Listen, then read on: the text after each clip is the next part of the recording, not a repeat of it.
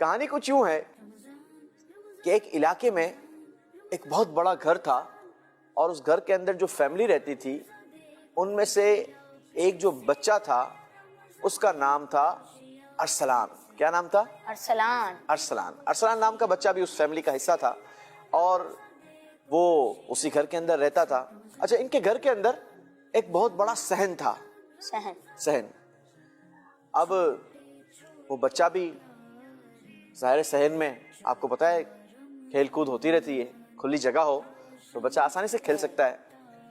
تو ایک دن دوپہر کے وقت وہ بچہ وہاں پر کھیل رہا تھا کہ اسے ایک آواز سنائی دی اور وہ آواز تھی چڑیا کی. کس کی آواز تھی؟ چڑیا کی. کیسی آواز نکالتی ہے چڑیا عمر بھائی؟ کیسی آواز نکالتی ہے؟ چوں. ہاں جی, کیسی آواز نکالتی ہے؟ چوں. صرف چوں تو نہیں نکالتی, چوں چوں چوں نکالتی ہے نا. ہاں جی, چوں چوں نکالتی ہے. چلیں جی, تو چوں چوں کی آواز اس کے کانوں میں آئی.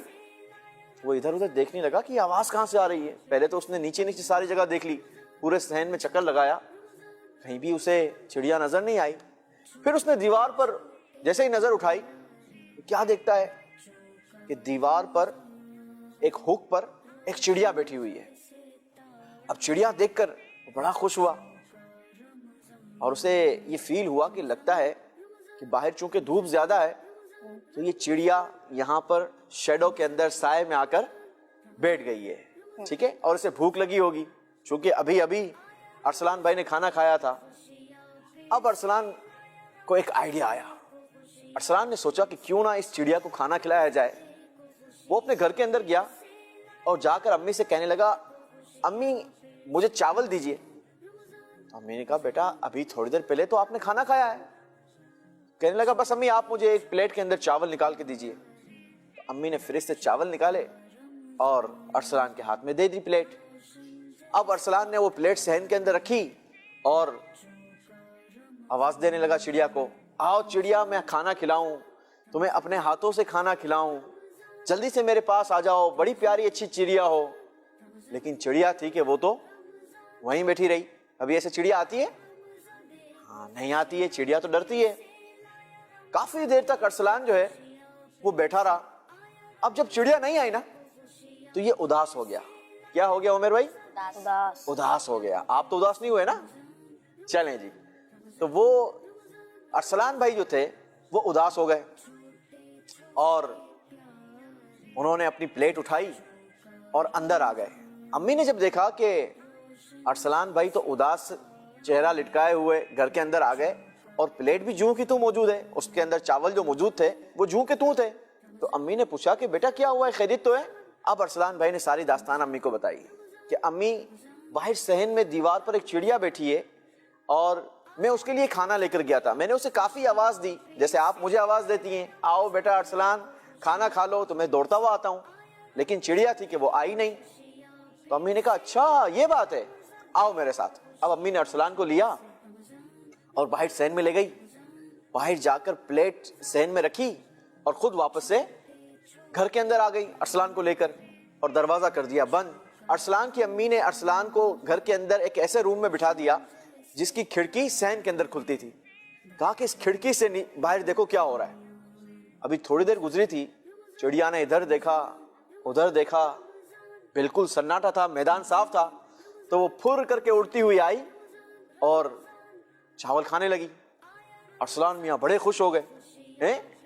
وہ جو چاہ رہے تھے کہ چڑیا کھانا کھا لے تو وہ چڑیا کھانا شروع ہو گئی. اب جیسے ہی چڑیا نے کھانا کھایا ارسلان میاں بڑے خوش ہو گئے اور زور زور سے نعرے لگانے لگے, چڑیا نے کھانا کھا لیا, چڑیا نے کھانا کھا لیا.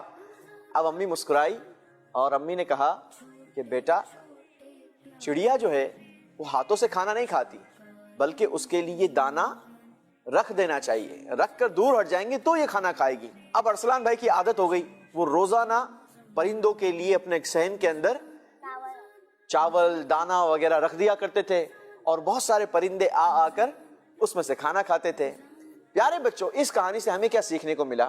کہ ہمیں پرندوں کو کھانا دینا چاہیے. جی, ہمیں بھی پرندوں کا خیال رکھنا چاہیے, بالخصوص گرمیوں کے جو دن ہوتے ہیں نا, ان دنوں میں پرندوں کے لیے بھی کافی ڈیفیکلٹیز ہوتی ہیں, ہمیں ان کے لیے اگر ہم اپنی چھت پر رکھ سکتے ہوں تو چھت پر رکھ دیں, کھڑکی میں, بیلکونی میں, جہاں بھی آسانی ہو, کہیں چھوٹا سا ایسا پیالہ کٹورا وغیرہ رکھ کر اس کے اندر دانا پانی وغیرہ رکھ دینا چاہیے.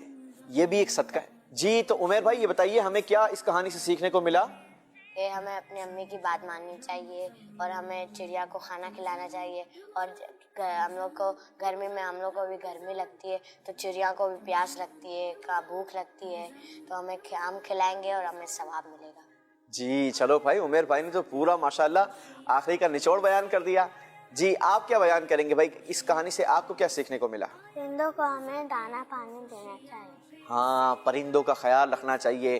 عمیر بھائی نے بڑی پیاری بات کہی کہ بالخصوص گرمیوں کے دنوں میں, کیونکہ گرمیوں کے دنوں میں دھوپ زیادہ ہوتی ہے, تپش زیادہ ہوتی ہے, تو ہمیں کوشش کرنی چاہیے کہ اپنی چھت پر یا اپنی بیلکونی میں, کھڑکی میں, کہیں پر بھی ایسے انداز کے ساتھ رکھ دینا چاہیے کہ جہاں سے دوسرے لوگوں کو بھی تکلیف نہ ہو اور پرندوں کے لیے دانا پانی بھی آسانی سے مل جائے. لیکن جو بھی کام کریں گے نا بیٹا, اپنے امی ابو سے, اپنے گھر والوں سے پوچھ کر کریں گے. اور بسم اللہ الرحمن الرحیم پڑھ کے. ہاں, بسم اللہ پڑھ کر بھی کریں گے, لیکن اپنے امی ابو سے پوچھ کر, ان کو کانفیڈنٹ میں لے کر. دیکھیں جو بھی آپ اچھا کام کریں گے نا, امید ہے کہ آپ کے امی ابو آپ کو منع نہیں کریں گے. تو ہمیں جو بھی کام کرنا چاہیے ہمیں اپنے بڑوں سے پوچھ کر پھر کرنا چاہیے. اللہ تعالیٰ سے دعا ہے کہ اللہ ہمیں اچھے کام کرنے کی توفیق عطا فرمائے.